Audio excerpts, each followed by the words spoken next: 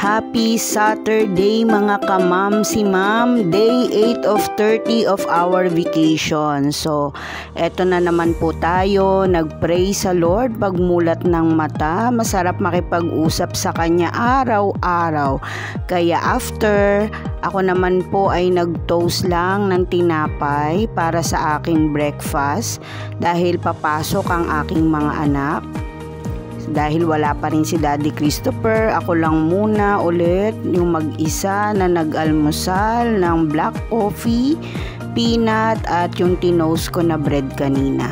At ngayon, binabad ko yung sangkap ng gulay. Yan, yung binigay sa akin ni Kuya Larites na daing. So, thank you Kuya Larites. Ngayon ko lang maluluto. Naggisa ako ng maraming sibuyas, kamatis at bawang. Hinalo-halo ko lang yan hanggang sa medyo maluto.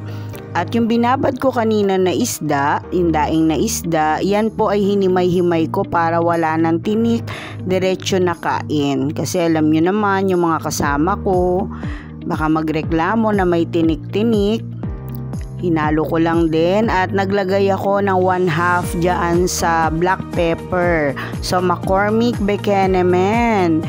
Pagkatapos, hinintay ko lamang na madurog yung kamatis, sibuyas at medyo ma-fried yung daing na isda. Bago ko po ihalo yung sayote na nabili ko. 1 kilo po yung sayote na yan. So, sigurado masarap na naman ang kain namin for today.